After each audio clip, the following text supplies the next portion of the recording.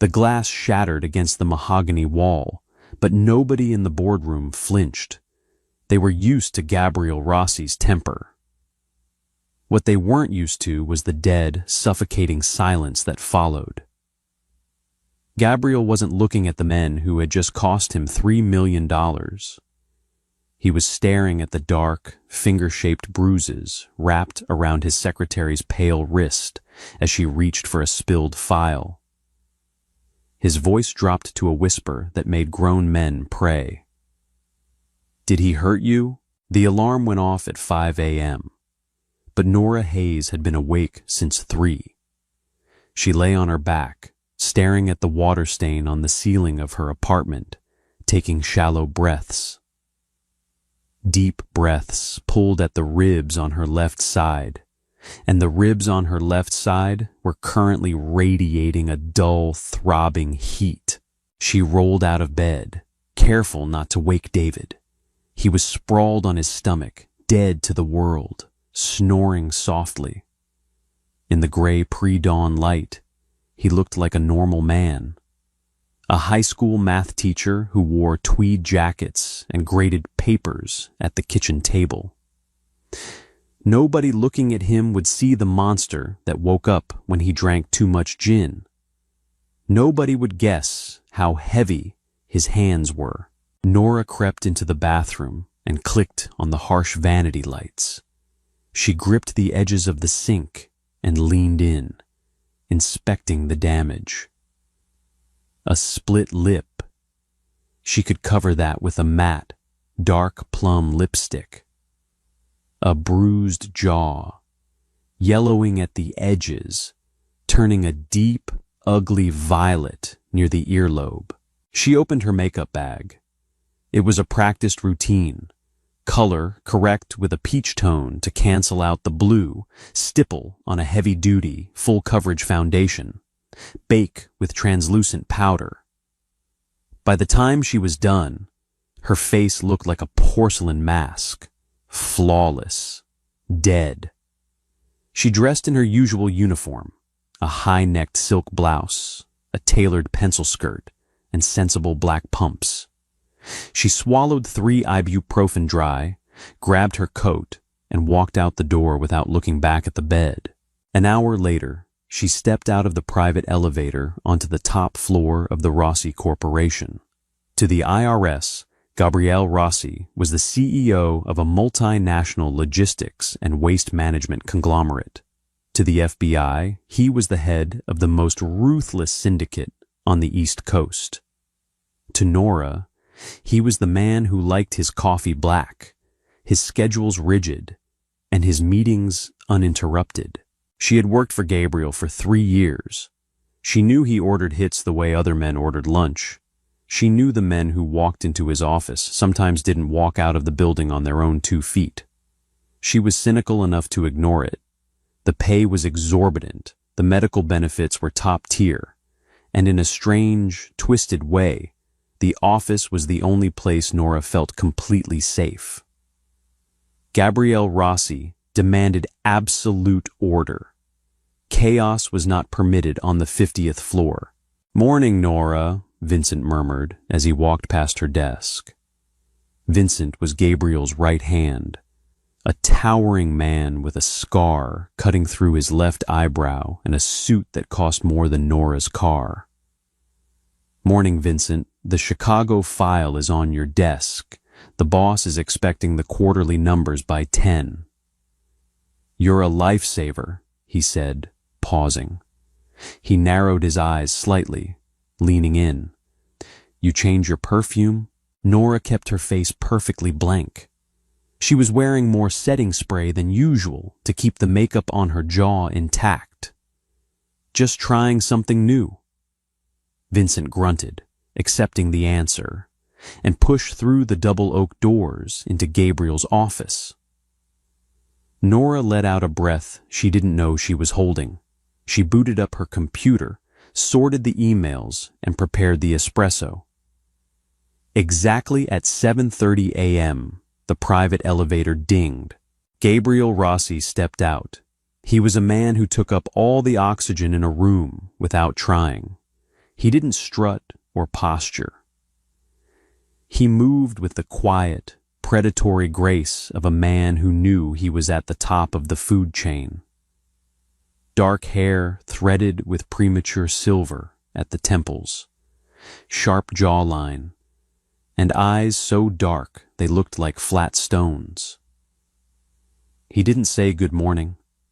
He never did. "The Russian associates are coming at noon," Gabriel said, walking past her desk, his voice a low, gravelly baritone that demanded immediate obedience. "Move my 2 o'clock. If Arthur calls, tell him he has 24 hours to produce the shipment, or I'll have Matteo pay his warehouse a visit." "Already moved the 2 o'clock to Thursday," Nora said, standing up and following him into his office, carrying his espresso and a leather-bound tablet. "Arthur called at 7:15. I told him you were unavailable and relayed the 24-hour deadline. He sounded motivated." Gabriel paused at his desk, taking the espresso from her. His fingers brushed hers. They were warm. Her hands were ice cold. He took a sip, looking out the floor-to-ceiling windows at the city skyline. "You're limping." Nora's blood went cold. She had been so careful. "I pulled a muscle at the gym, Mr. Rossi." Gabriel didn't look at her. He just stared at the city. "Take a cab home today. Expense it." "That's not necessary." "It wasn't a suggestion, Nora," he said, turning his head slightly to look at her. His dark eyes flicked over her face. Just a brief clinical assessment. But under that gaze, Nora felt naked. She felt the heavy makeup on her jaw burning like a beacon. "Yes, Mr. Rossi," she said quietly. She retreated to her desk, her heart hammering against the bruised ribs. She was fine. She had survived David last night. She would survive this. She just needed to keep her head down and do her job. The monster at home was hers to manage. The monster in the office didn't care about her personal life, so long as the coffee was hot and the schedules aligned. Or so she thought.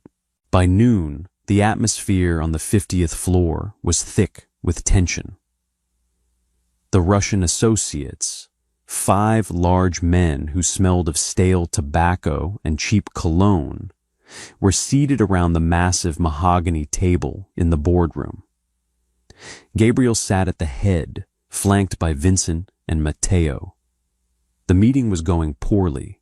"You promised the docks would be clear, Rossi," the head of the Russian delegation, a man named Victor, spat in heavily accented English. "We lost 2 crates of merchandise because your customs guy got cold feet." Gabriel leaned back in his leather chair. He looked entirely relaxed, which Nora knew from experience meant he was about 5 seconds away from extreme violence. "My customs guy," Gabriel said, his voice terrifyingly quiet, "got cold feet because your men decided to shoot a dock worker who asked too many questions. I don't run a slaughterhouse, Victor. I run a business. You drew federal attention to my port. It is our merchandise."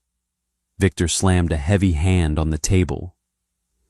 Matteo shifted his weight, his hand dropping casually toward the inside of his suit jacket. Vincent didn't move, but his eyes locked onto Victor's throat. "Nora," Gabriel said, not breaking eye contact with the Russian. Nora stood from her small desk in the corner of the boardroom. "Yes, Mr. Rossi." "The Port Authority logs.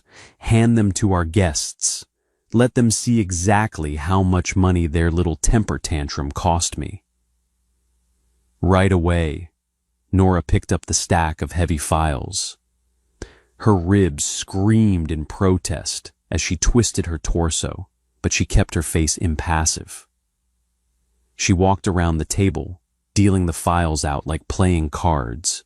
She reached Victor. He was red-faced, vibrating with anger. As Nora reached across him to place the file on the table, Victor aggressively threw his arm back to gesture at Gabriel. His heavy elbow caught Nora squarely in the chest, right on her fractured ribs. The pain was a white-hot flash of lightning. It stole the oxygen from her lungs. Nora didn't scream, but she gasped, a sharp, choked sound. Her knees buckled. She caught herself on the edge of the mahogany table, the file slipping from her hands and scattering across the polished floor. To brace herself, she gripped the table edge hard. The sleeve of her silk blouse rode up. In her rush this morning, she had focused entirely on her face. She had forgotten to cover her wrists. The harsh, recessed lighting of the boardroom illuminated the angry, purple and yellow handprint wrapped completely around her pale forearm. It was unmistakably violent. The distinct shape of a large thumb pressed deep into the fragile skin over her pulse point. Victor barely looked at her. "Watch where you are going, girl," he muttered, turning back to Gabriel. "As I was saying..." Victor stopped talking. The temperature in the room seemed to plummet 20 degrees. Nora, gasping through the pain in her ribs, looked up. Gabriel Rossi was no longer leaning back in his chair. He was leaning forward, his hands flat on the table. He wasn't looking at Victor. He wasn't looking at the scattered files. He was staring dead at Nora's wrist. The look on his face wasn't anger. Anger was loud. Anger was red. What Gabriel was wearing was absolute hollowed-out executioner's calm. It was the face of a man who had just decided someone was going to die. Vincent followed Gabriel's gaze. He saw the wrist. The massive underboss went perfectly, unnervingly still. "Mr. Rossi, I apologize," Nora whispered, desperately pulling her sleeve down and dropping to her knees to gather the papers. The pain in her ribs made her clumsy. "I lost my balance. I'll have these sorted in a second." "Leave them," Gabriel said. His voice didn't echo. It didn't boom. It was a flat, dead sound that sucked the life out of the room.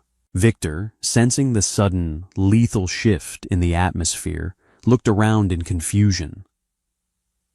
"Rossi, we are discussing the shipment." "Shut up," Gabriel said softly. Victor blinked, his face flushing dark red. "Excuse me, you do not speak to me?" Gabriel raised his eyes from the floor where Nora was kneeling and locked them onto Victor. "If you open your mouth again before I tell you to, Victor, I will have Matteo nail your tongue to this table. Do you understand me?" Victor swallowed hard. The four men behind him shifted uneasily, looking at the door. They understood the language of violence, and Gabriel was currently screaming it without raising his voice. Gabriel pushed his chair back and stood up. He walked slowly around the table, his expensive leather shoes silent on the carpet. He stopped right beside Nora. She was still on her knees, clutching a handful of papers against her chest, trembling, not from the pain anymore, but from the raw, terrifying energy radiating from her boss. Gabriel crouched down. He was a large man, and up close, his presence was overwhelming. He reached out and gently, so gently it was almost a ghost's touch, took hold of her hand. Nora froze. She couldn't breathe. Gabriel pushed the silk sleeve of her blouse up to her elbow. He stared at the handprint. Then he looked at her face. He looked past the expensive concealer. He saw the slight swelling on her jaw. He looked at the way she was holding her chest, protecting her ribs. He calculated the math of her injuries in seconds. The silence in the boardroom was absolute. You could hear the hum of the air conditioning, the tick of the grandfather clock in the corner. 10 dangerous men held their breath. Gabriel met her eyes. His dark eyes were bottomless pits. "Did he hurt you?" Nora couldn't speak. The cynical, professional wall she had built around herself crumbled. The question wasn't a query. It was a confirmation. Her throat tightened. She wanted to lie. She wanted to say she fell. But looking into Gabriel Rossi's eyes, the lie died on her tongue. She just stared at him, her eyes welling with tears she refused to shed. Her silence made the entire room freeze. It was the loudest answer she could have given. Gabriel held her gaze for a long, agonizing moment. He didn't offer her empty sympathy. He didn't ask if she was okay.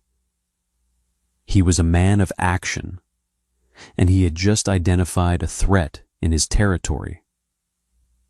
He stood up, smoothly buttoning his suit jacket. He looked at Vincent. "Get them out," Gabriel commanded, not even gesturing toward the Russians. Victor sputtered. "Rossi, we have unfinished business. You cannot just—" Vincent was out of his chair in a blur of motion that defied his size. He grabbed Victor by the lapels of his suit and violently hoisted the heavy Russian to his feet, slamming him backward into his own men. "Meeting's over," Vincent growled, his voice a low rumble of pure menace. "Use the stairs." Matteo had already crossed to the double doors, pulling them open and standing by them with his hand resting visibly on the grip of his holstered weapon. The Russians, realizing they were suddenly in a room with a live grenade that had just pulled its own pin, didn't argue. They practically shoved each other out the door. Matteo slammed the heavy oak door shut, sealing the room. "Matteo, hold the floor. Nobody comes in. Nobody goes out," Gabrielle said. "Yes, boss." Matteo stepped outside the boardroom, closing the door behind him. Only Gabriel, Vincent, and Nora remained. "Stand up, Nora," Gabriel said. It wasn't a request. Nora gripped the edge of the table and pulled herself up.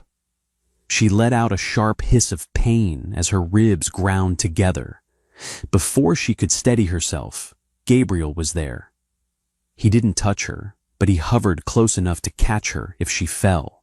"Vincent," Gabriel said, his eyes never leaving Nora's pale face. "Bring the medical kit, the trauma bag from my safe." "Boss, I don't need—" Nora started, her voice shaking. "Sit down, Nora," Gabriel interrupted, pointing to his leather chair at the head of the table. She obeyed. She sank into the oversized chair, feeling incredibly small. Vincent returned seconds later with a heavy black tactical medical bag. He set it on the table and stepped back, crossing his arms, his face carved from stone. "Take off your jacket and unbutton the top of your blouse," Gabriel ordered. "Mr. Rossi, please," Nora pleaded, her cynical exterior totally shattered. The two worlds she had kept meticulously separated had just violently collided. "It's fine. It's just a misunderstanding." Gabriel unzipped the medical bag. He pulled out a pair of black nitrile gloves and snapped them on. He leaned down, bringing his face level with hers. "Do not lie to me," he said softly. "You manage my life, Nora. You know my accounts. You know my associates. You know where the bodies are buried. You are mine to protect. And right now, someone has put their hands on what belongs to me." A shiver ran down her spine at his phrasing. "Belongs to me." It wasn't romantic. It was territorial. With trembling fingers, she shrugged off her blazer and undid the top 3 buttons of her silk blouse, pulling the fabric aside to expose her left collarbone and chest. Vincent let out a slow, sharp hiss through his teeth. The skin over her ribs was a canvas of mottled black, blue, and sickly yellow. It looked like she had been hit with a baseball bat. Gabriel's jaw clenched so hard Nora heard his teeth grind. He reached out, his gloved fingers tracing the edge of the bruising with clinical precision. He pressed lightly on her 4th rib. Nora gasped and arched backward. Fractured, maybe cracked, not broken clean through, Gabriel diagnosed coldly. He reached for a bottle of antiseptic and some gauze. He hits you where your clothes cover it. The wrists were a mistake. He lost control. It was terrifying how quickly he analyzed the pathology of her abuse. He recognized the pattern because violence was his native language. Who? Gabriel asked. He began applying a numbing gel to the worst of the bruising. His touch was shockingly gentle for a man who ordered executions. Nora stared at the mahogany table. It doesn't matter. I'm handling it. You are handling it by applying $50 worth of concealer and coming to work with cracked ribs, Gabriel stated, his voice devoid of emotion, which made it infinitely scarier. I will ask you one more time, Nora. Who?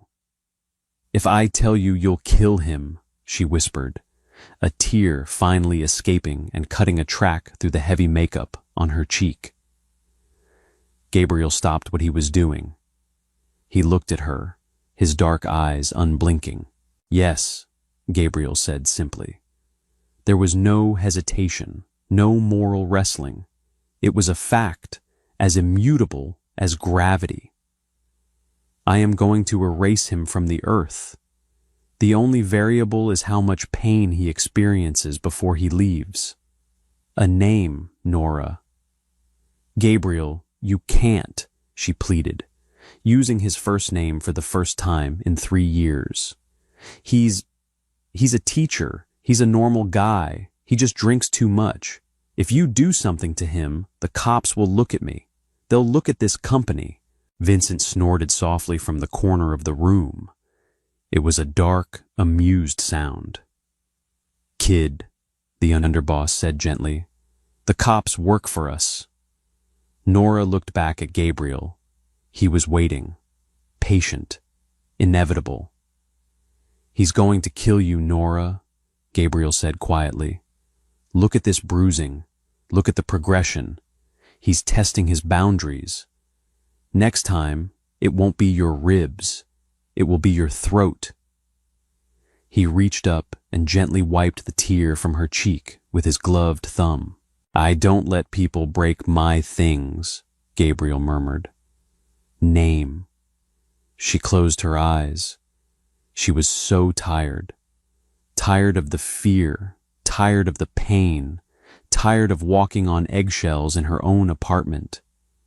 She was staring into the abyss, and the abyss was offering her a way out, dressed in an Italian suit. David, she breathed out, the word feeling heavy in her mouth. David Fowler. Gabriel didn't smile. He didn't look triumphant. He just nodded slowly.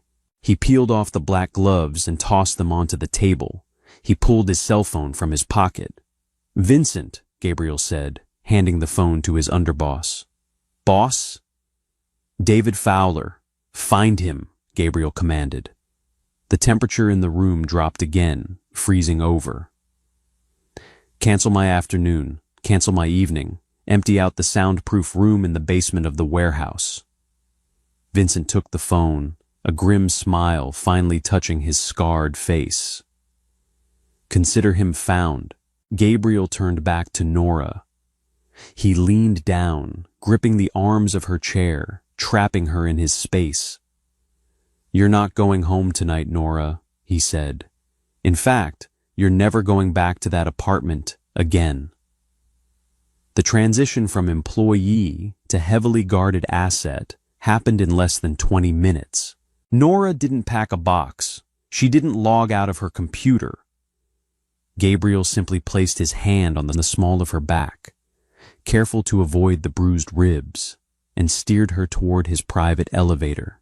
The door slid shut, sealing out the sterile, carpeted world of the 50th floor. The descent to the underground parking garage was entirely silent. Nora stared at the brass handrail, her mind misfiring. She had spent 3 years meticulously compartmentalizing her life. The battered woman stayed in the apartment. The flawless secretary came to the office. The wall between those two realities had just been obliterated, and the rubble was suffocating her. "I have a cat," she blurted out. It was a stupid, mundane thing to say. But her brain was latching on to anything ordinary to avoid processing the fact that Gabriel Rossi had just ordered a hit on her boyfriend. Gabriel didn't blink. "Matteo is already en route to your apartment. He will secure the animal. He will also pack whatever clothing and necessities you need. You will write down a list of essential items when we reach the car.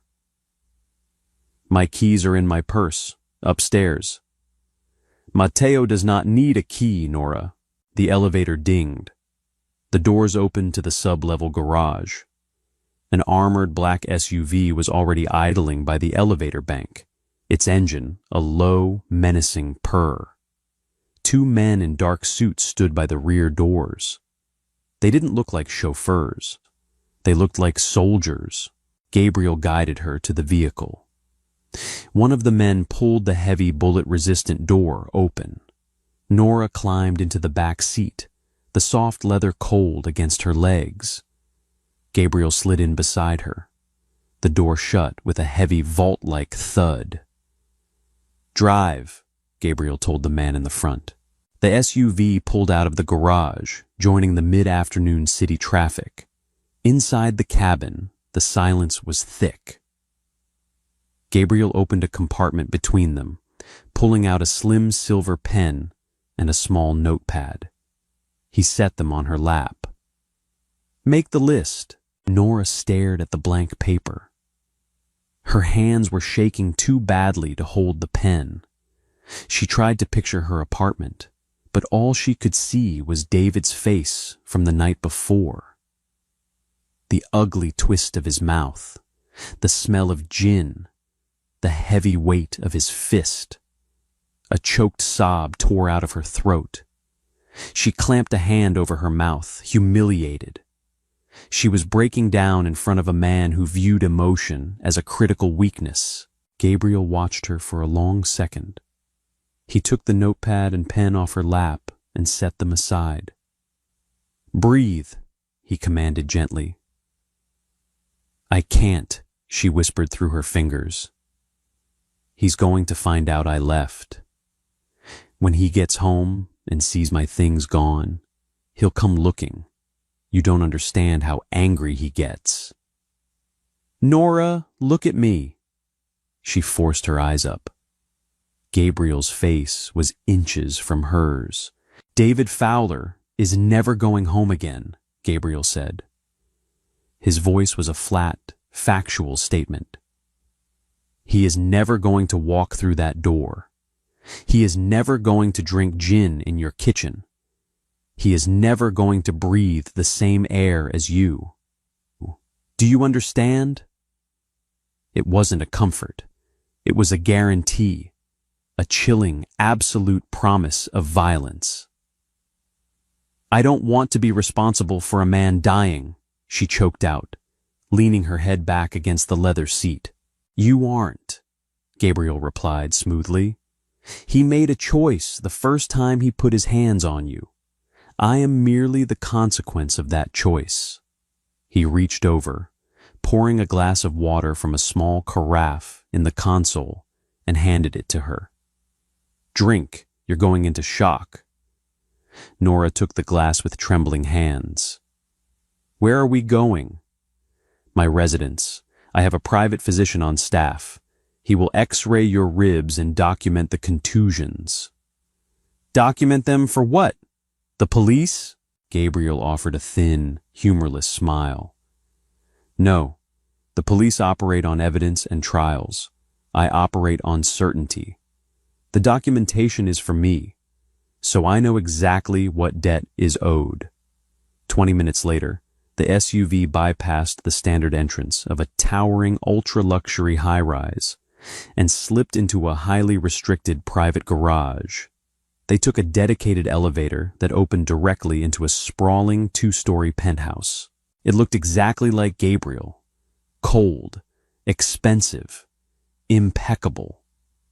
Floor-to-ceiling windows offered a panoramic view of the city, but the interior was devoid of warmth.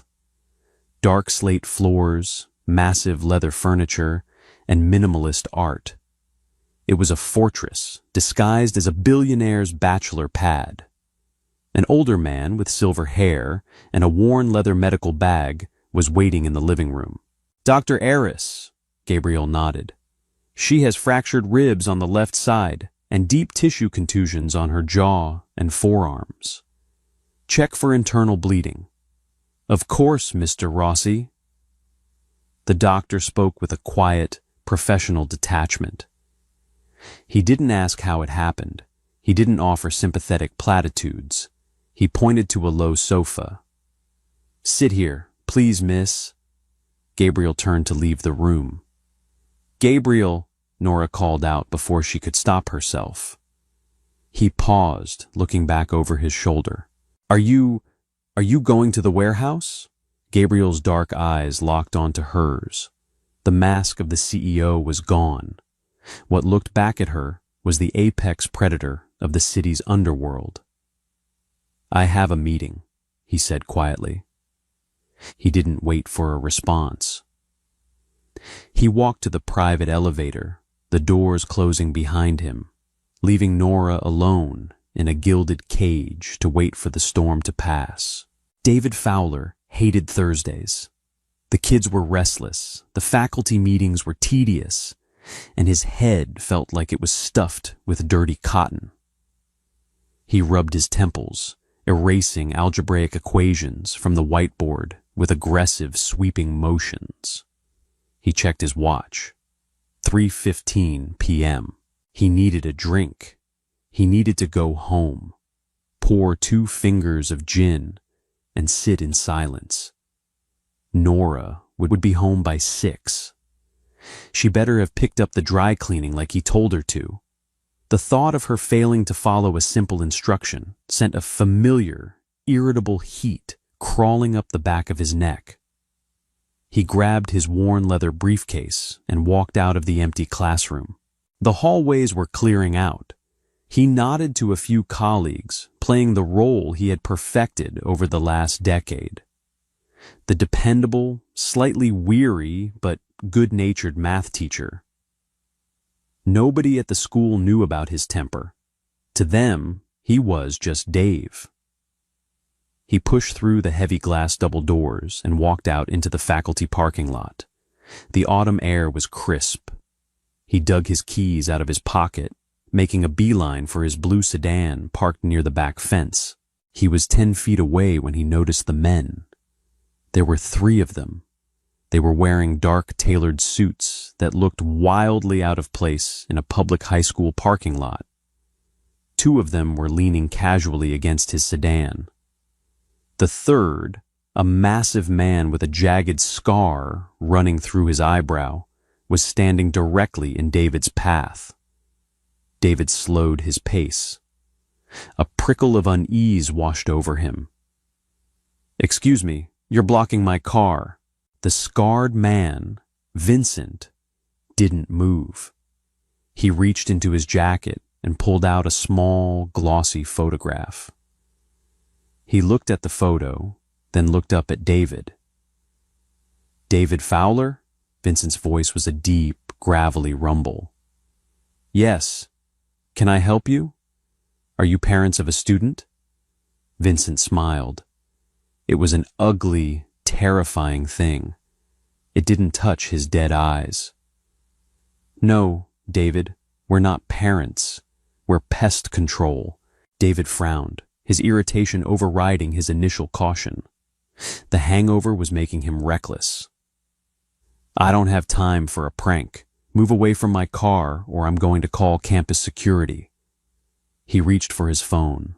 The two men leaning against the sedan moved with frightening speed.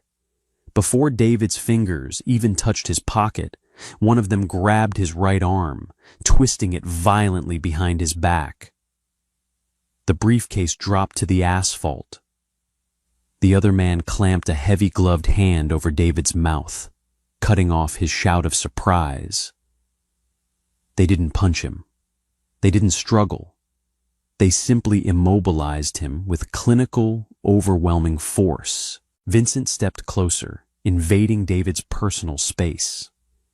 The smell of expensive cologne and gun oil hit David's nose. Security isn't coming, David, Vincent whispered softly. Nobody is coming. You're going to walk quietly to that black van across the street. If you try to scream, Thomas here is going to break your arm in 3 places, and then we're going to put you in the trunk instead of the back seat. Nod if you understand the mathematics of this situation. David's heart hammered against his ribs like a trapped bird. The gin sweat on his skin turned ice cold. He looked into Vincent's eyes and saw absolute, unblinking malice. This wasn't a mugging. This was something else entirely. He nodded frantically. The man covering his mouth slowly removed his hand, keeping a vice grip on the back of David's neck. Good boy, Vincent said. Walk. They boxed him in, shielding him from the view of the main building.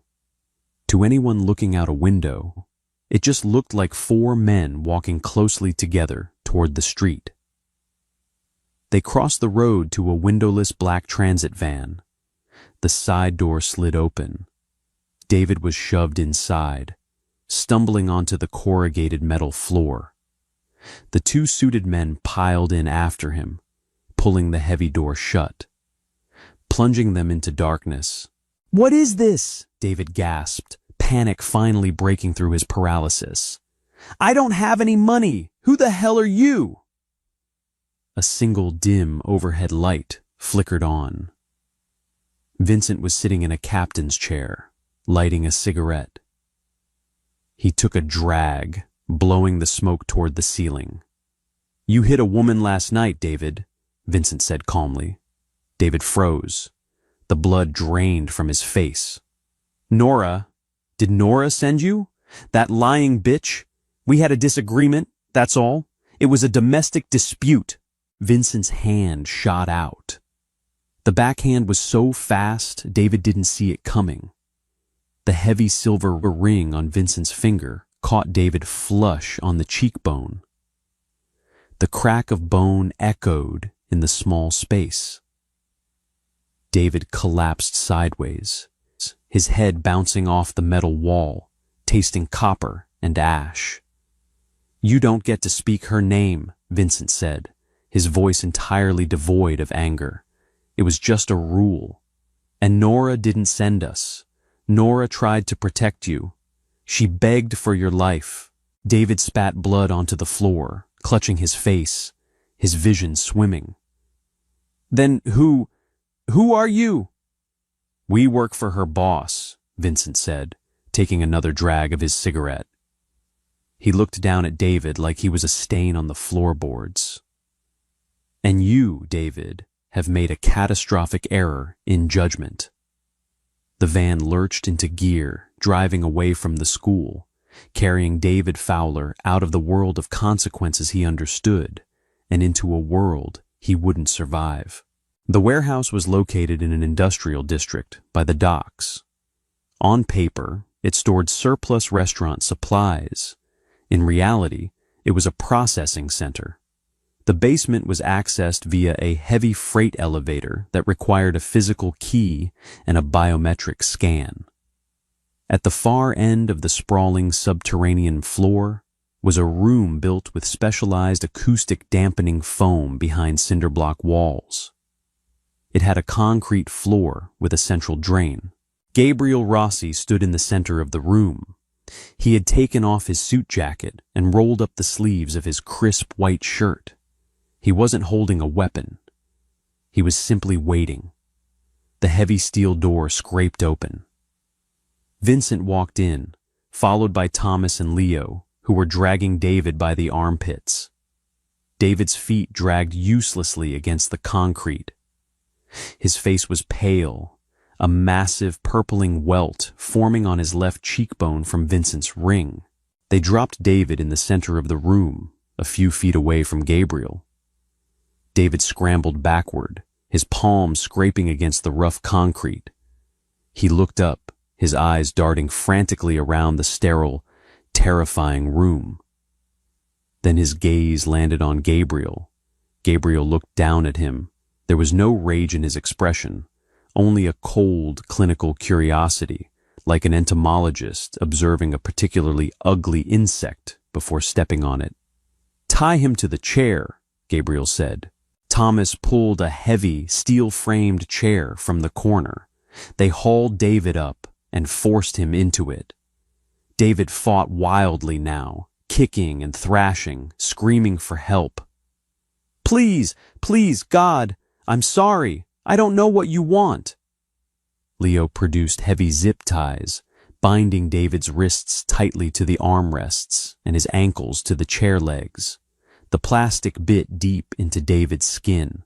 When he was secure, the three men stepped back, lining up against the wall in the shadows. Leaving David alone in the harsh overhead light with Gabriel. Gabriel pulled up a wooden stool and sat down directly in front of David. Their knees were almost touching. David was hyperventilating, sweat pouring down his face, mixing with the blood from his split cheek. "Who are you? What do you want from me?" "My name is Gabriel Rossi," he said quietly. David's breath hitched. He wasn't a criminal, but he read the news. He lived in the city. Everyone knew who Gabriel Rossi was. The name was synonymous with organized, untouchable crime. "Mr. Rossi, please," David whimpered, all the bravado of the domestic tyrant vanishing in the face of genuine power. "I haven't done anything to you. I'm just a teacher." "You bruised the fourth rib on my secretary's left side," Gabriel stated, leaning forward slightly. "You fractured it. You also left a contusion on her jaw, measuring approximately 3 inches across, and you left a handprint on her right wrist." David swallowed hard. He couldn't form words. "I employ Nora," Gabriel continued, his voice dangerously even. "She organizes my logistics. She manages my schedule. Her efficiency directly correlates to the success of my empire. When you break her ribs, David, you disrupt my business. You cost me time. You cost me focus." Gabriel reached out, placing his hands on the armrests of David's chair. He leaned in until their faces were inches apart. "But more than that," Gabriel whispered, the chill in his voice freezing the air in David's lungs. "You put your hands on something that belongs to me. I do not tolerate trespassers in my house, and I do not tolerate cowards who break my people." "She provoked me," David cried out, a pathetic, desperate attempt to shift blame. "It was a reflex. She doesn't listen. She pushes my buttons. I just lost my temper." The silence that followed was absolute. Gabriel slowly stood up. He didn't hit David. He didn't yell. He looked over at Vincent. "He says he lost his temper," Gabriel murmured. Vincent let out a low, dark chuckle. "Seems like a recurring problem, boss." Gabriel turned back to David. He reached into his pocket and pulled out a pair of heavy, black leather gloves. He began to pull them on, snapping the leather over his knuckles one finger at a time. The sound was deafening in the quiet room. "Temper is a lack of discipline," Gabriel said, admiring the fit of the gloves. "It's the luxury of a weak man who has never been held accountable. You hit a woman who is physically smaller than you because you knew she couldn't fight back. You used fear to maintain control." Gabriel stepped closer to the chair. "Let's see how much control you have now, David." Gabriel's right hand moved. It wasn't a wild, sweeping punch. It was a short, brutally efficient, mechanical strike. His gloved fist connected squarely with David's floating ribs on the left side. The sickening crack of bone snapping echoed off the acoustic foam. David let out an agonizing, high-pitched scream, his body bucking violently against the zip ties. His face went gray. Gabriel didn't even shift his stance. He waited for the scream to taper off into a ragged, wet gasp. "That was your fourth rib," Gabriel said clinically. "A direct translation of the pain you inflicted. Do you feel provoked, David?" David couldn't answer. He was weeping, choking on his own saliva and fear. "Vincent," Gabriel said, unbuttoning his cuffs. "Yes, boss? Bring the pliers. I want to discuss the bruising on her wrists next." Upstairs, in the sterile luxury of the penthouse, Nora stood by the floor-to-ceiling windows, watching the city lights flicker on as dusk settled. The doctor had wrapped her ribs and given her a heavy painkiller. The physical throbbing had dulled to a distant ache, but a new, colder reality was settling into her bones. She looked down at her hands. They were steady.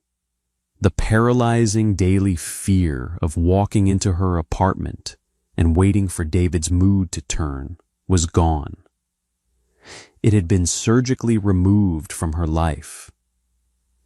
But as she stared out over the city, knowing somewhere in the dark, Gabriel Rossi was exacting a terrifying, disproportionate vengeance on her behalf, she realized the truth. She hadn't escaped the darkness. She had simply been claimed by a much darker, much more dangerous shadow. And as Gabriel's face flashed in her mind, the quiet fury in his eyes when he saw her bruised wrist, she knew with cynical certainty she would never be allowed to leave his shadow again.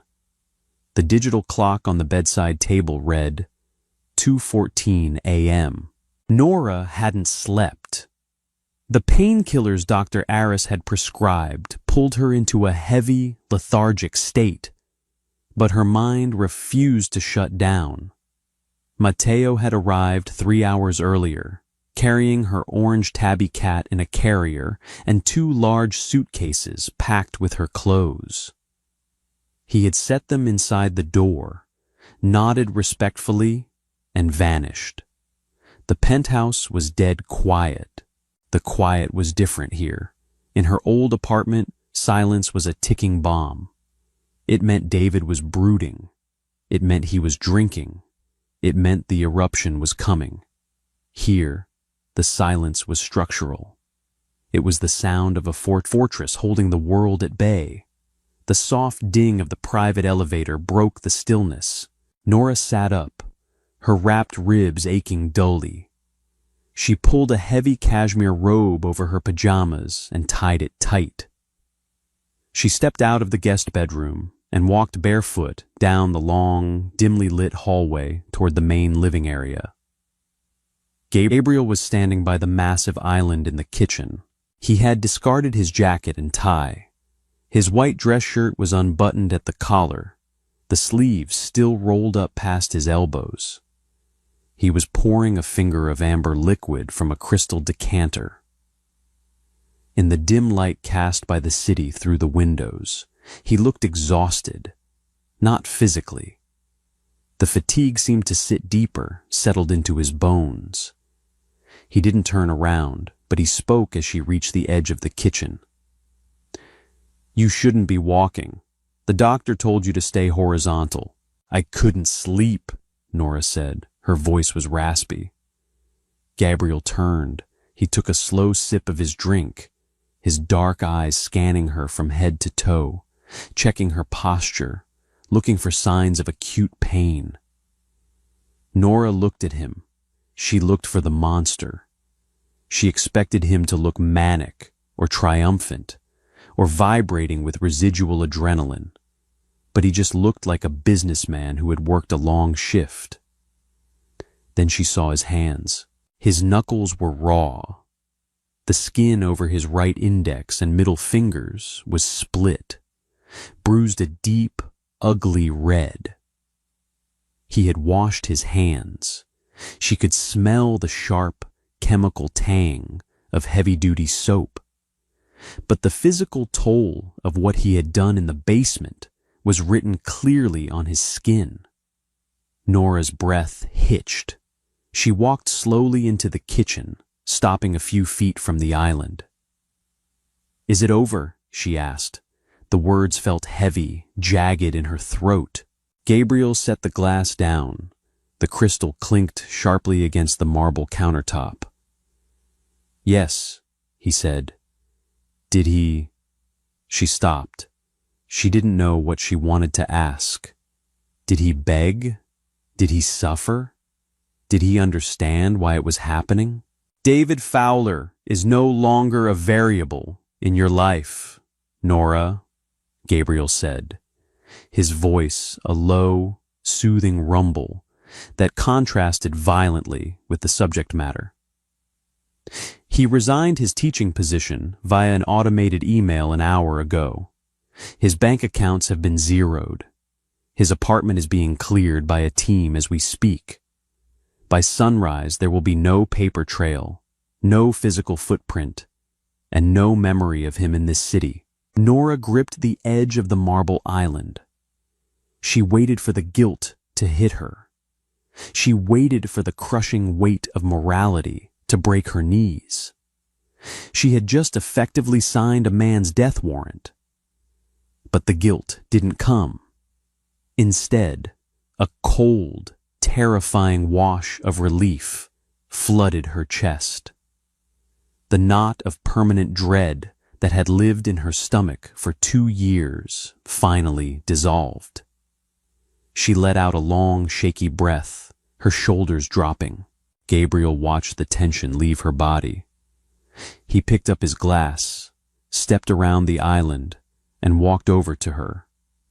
He stopped inches away, invading her personal space, carrying the faint sense of expensive scotch, rain, and something metallic that she knew, with grim certainty, was copper. Blood. He reached out. Nora flinched, a purely Pavlovian response to a man's hand moving toward her face in the dark. Gabriel froze. His hand hovered an inch from her jaw. His jaw tightened, a muscle feathering in his cheek. "I am not him," Gabriel whispered, the words carrying a lethal intensity. "I will cut off my own hands before they ever bring you pain. Do you understand that?" Nora looked up into his eyes. They weren't flat anymore. They were burning. "I know," she breathed, slowly, deliberately, giving her every opportunity to pull away. He closed the distance. His large, bruised hand cupped her uninjured cheek. His thumb brushed over her cheekbone. His touch was grounding. It was a heavy, inescapable weight that anchored her to the floor. "He paid for the ribs," Gabriel said quietly, tracing the line of her jaw with his thumb. "He paid for the wrists. He paid for every drop of fear he put in your head." Nora leaned ever so slightly into his palm. It was the first time she had sought comfort from a man in years. The irony that she was finding it in the hands of the city's most dangerous criminal wasn't lost on her. She was a pragmatic woman. She knew the devil always demanded his due. "What happens now?" she asked. Gabriel's thumb stilled. "Now you heal, and when you are ready, you go back to work." "Back to the office?" "No," Gabriel said, stepping back slightly, dropping his hand. The sudden absence of his heat made her shiver. "The 50th floor is a vulnerability. Victor and his associates are currently rethinking their strategy, which means my environment is unstable. You will work from here. I have a secure terminal set up in the study." "You're making me a prisoner?" Gabriel offered a thin, humorless smile. "I am making you a ghost. No one outside my inner circle knows you are here. To the rest of the organization, my secretary suffered a family emergency and is on indefinite leave." He picked up his glass and finished the scotch in one swallow. "Go to sleep, Nora. Tomorrow, we balance the books." 3 days passed in a strange, suspended reality. Nora healed quickly. The swelling on her jaw subsided, the heavy bruises fading into sickly yellows and greens. Her ribs still twinged when she breathed too deeply, but the acute stabbing pain was gone. The penthouse became her entire world. It was a gilded cage, heavily fortified. 2 of Gabriel's men, usually Thomas and Leo, were stationed outside the front door at all times. Dr. Eris visited every morning, and Gabriel was there. He operated his empire from the sprawling dining room table, turning the penthouse into a war room. Vincent and Matteo came and went, bringing briefcases full of cash, ledgers, and whispered reports of violence that Nora pretended not to hear. She took over the study. She routed his emails, managed the offshore accounts, and kept the legitimate side of Rossi Corporation running with ruthless efficiency. She found that the trauma hadn't broken her focus. It had sharpened it. Without the exhaustion of managing David's moods, her mind was a steel trap. On Thursday afternoon, it rained. A heavy gray deluge that battered the floor-to-ceiling windows. Gabriel was pacing the length of the living room, a phone pressed to his ear. He looked murderous. "I don't care what the port authority said," Gabriel snarled into the receiver. "The shipment was supposed to clear customs at midnight. If it's sitting in holding, someone got paid off. Find out who, and break their fingers until they sign the release. Do it now." He ended the call and threw the phone onto the leather sofa. Vincent, sitting in a nearby armchair, cleaning a dismantled handgun, didn't look up. "Victor?" "He's stalling," Gabriel growled, rubbing the bridge of his nose. "He knows I can't afford the delay on the electronics shipment. He's squeezing the customs agents to leverage a better percentage." Nora stood in the doorway of the study, holding a tablet. She had been listening. "It's not just the electronics," Nora said quietly. Gabriel stopped pacing. Both he and Vincent looked at her. She was wearing a pair of high-waisted linen trousers and a soft cashmere sweater. The makeup was gone. She didn't need to hide the fading yellow marks on her face anymore. "Explain," Gabriel demanded, crossing the room to stand in front of her. "I've been monitoring the transit logs for the subsidiary shipping company Victor uses for his textiles," Nora said, tapping the screen of her tablet. She didn't flinch as Gabriel loomed over her. She held her ground. "He's been routing empty containers through our terminal at Pier 4. But the weight manifests don't match empty containers. They're running heavy by about 3,000 pounds each." Vincent stopped wiping the slide of his gun. He looked up, his scarred face tightening. He's smuggling weapons through our port on our dime. Under our jurisdiction, Gabriel murmured, his eyes locking onto Nora's. The anger in his face was instantly replaced by a cold, calculating, predatory stillness. If the feds raid Pier 4, it falls on Rossi Corp., not the Russians. He's using you as a shield, Nora confirmed. She handed the tablet to Gabriel. I pulled the manifest ID numbers. 5 containers are scheduled to be loaded onto trucks tonight at 11 p.m. If you shut down the gate access codes before then, the trucks can't get in, and the containers sit dead on the dock. Victor takes the loss, and you have proof of his breach of contract to present to the commission. Gabriel scrolled through the data on the tablet. The numbers were irrefutable. Nora had found the thread and pulled it, unraveling Victor's entire covert operation in a matter of hours. Gabriel looked up from the screen. He looked at Nora. It wasn't the look a boss gives a secretary. It was the look a king gives a queen who just handed him the severed head of his enemy. Vincent, Gabriel said, his eyes never leaving Nora's face. Boss, take Mateo and a team to Pier 4. Wait for Victor's trucks to arrive. Disable the vehicles. Confiscate the containers.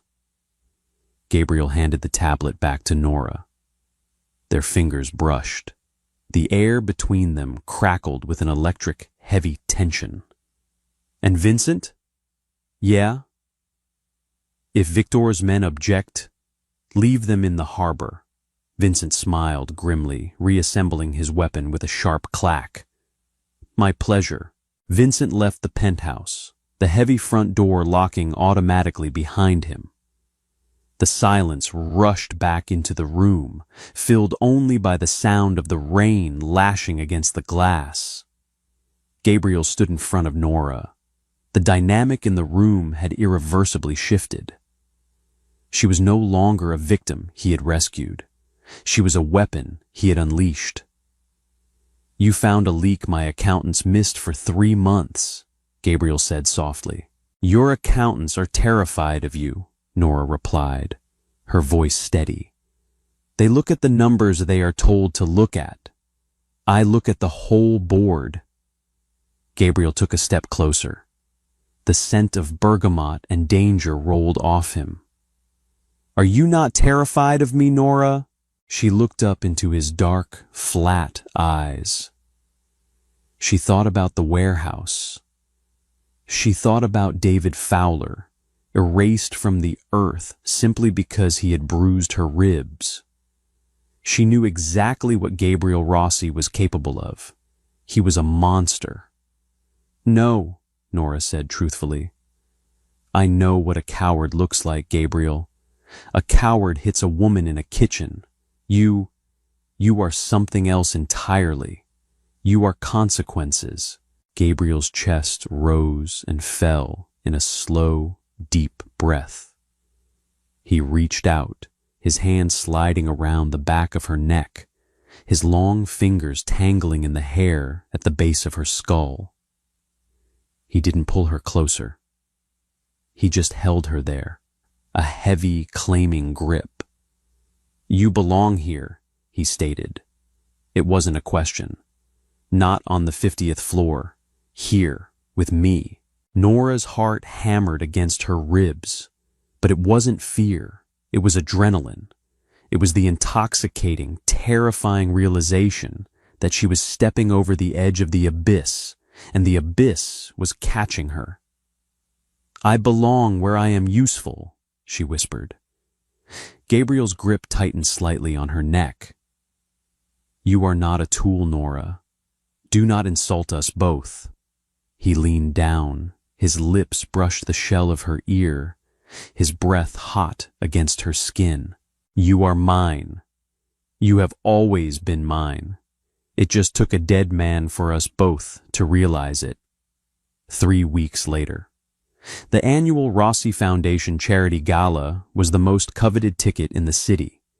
Held in the grand ballroom of the plaza, it was where the city's legitimate elite rubbed shoulders with men who controlled the underground. It was a delicate dance of power, money, and unspoken threats, all wrapped in tuxedos and champagne.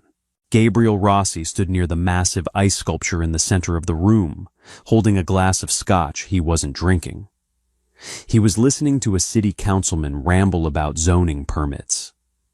Gabriel's face was a mask of polite indifference, but his eyes were constantly moving, scanning the perimeter. Vincent stood 10 feet away, a massive silent shadow in a custom-tailored suit. "If we can expedite the permits for the warehouse district," the councilman was saying, sweating slightly under Gabriel's hollow gaze, "the mayor is prepared to overlook the union disputes from last quarter."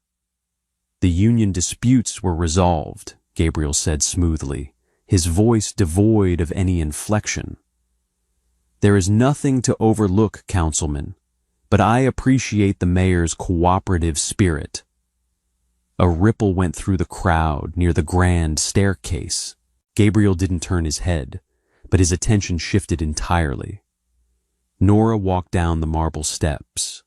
She wasn't wearing a high-necked silk blouse or a sensible pencil skirt.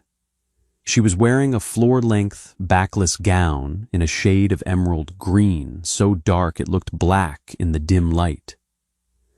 The fabric clung to her like liquid glass. Her hair was swept up in a flawless twist, exposing the long, elegant line of her neck. The last yellow remnants of the bruising on her jaw had vanished completely. The fractured ribs were healed. She looked untouchable. She didn't scan the room looking for approval. She walked with the cold, precise confidence of a woman who knew exactly who she belonged to and exactly what that meant. Conversation slowed as she moved through the crowd. Men stared. Women calculated. Nobody knew exactly who she was. The official narrative was that Gabriel Rossi was a confirmed bachelor who escorted models and actresses for optics, but never kept them around. Nora wasn't an actress. She had the eyes of a wolf. She walked directly to Gabriel. The councilman, losing his train of thought, stepped back awkwardly. Mr. Rossi, I should mingle." "You should," Gabriel agreed softly. The politician scurried away. Nora stopped beside Gabriel. She didn't take his arm. She didn't lean into him. She stood beside him, a matched set. The darkness in him mirrored in her cynical, intelligent eyes. "Victor's men are sitting at table 4, Nora murmured, keeping her gaze on the crowd. She took a glass of champagne from a passing waiter without looking at him. "They look nervous." Gabriel took a sip of his scotch. "They should be. The commission ruled in our favor yesterday. Victor is being pushed out of the port entirely. He has 30 days to liquidate his assets." "He won't take it quietly," Nora noted. "I don't expect him to," Gabriel said. He turned his head, finally looking at her. His dark eyes swept over the emerald gown, lingering on the exposed skin of her throat. A muscle feathered in his jaw. "You look beautiful." It wasn't a compliment designed to flatter. It was a factual statement, delivered with the heavy, possessive gravity of a man admiring his most prized asset. Nora turned to face him. The loud chatter of the ballroom seemed to fade into white noise. She reached out and adjusted the lapel of his tuxedo. It was an incredibly intimate, domestic gesture in a room full of dangerous people. It was a physical claim. "We need to move the offshore accounts by Tuesday," Nora said, her voice low, ignoring the compliment. "If Victor gets desperate, he might try to freeze the subsidiary holding companies in retaliation."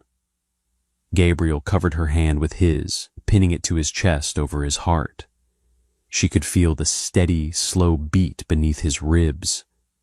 It was the heartbeat of a killer, and it was the only sound in the world that made her feel safe. "Handle it," Gabriel ordered softly. "I will." He stared at her for a long moment. "Are you happy, Nora?" The question caught her off guard. It was the first time he had asked about her emotional state since the night in the penthouse. Nora looked around the ballroom. She saw politicians who took bribes. She saw mobsters who ordered hits between courses. She knew that beneath the crystal chandeliers, the floor was covered in blood. Her old life, the quiet, terrifying existence of hiding bruises with concealer and walking on eggshells around a mediocre man, felt like a lifetime ago. She hadn't found a fairy tale. She had found a war zone. But in this war zone, she was armed. In this war zone, the apex predator stood beside her, ready to burn the city to the ground if anyone even looked at her wrong. She looked back at Gabriel, the man who had erased her abuser from existence without blinking. "I'm not built for happy, Gabriel," Nora said, her voice a cynical, velvety purr. She let her hand rest heavily against his chest. "I'm built for survival, and with you, I don't just survive." A slow, terrifying, deeply genuine smile spread across Gabriel Rossi's face. It didn't reach his eyes, but it changed the entire architecture of his face. He leaned in, his lips brushing against hers. It was a brief, branding kiss that sent a shockwave through the room. It was a public declaration. "No," Gabriel whispered against her mouth, his hand dropping to rest heavily on the curve of her spine, pulling her flush against him. "With me, you reign." They turned back to the crowd. Together. Two monsters, perfectly content in the dark, watching the rest of the world pretend to be in the light. When you fall into the darkness, sometimes the only way out is to hold the hand of the devil himself. Gabriel and Nora proved that true love isn't always sweet. Sometimes it's violent, territorial, and fiercely protective. Nora didn't just survive her trauma. She claimed her throne beside the most dangerous man in the city. If you loved this dark, gritty descent into the mafia underworld, hit that like button right now. Share this story with your fellow dark romance readers, and don't forget to subscribe to the channel so you never miss another intense, heart-stopping audio drama. See you in the next one.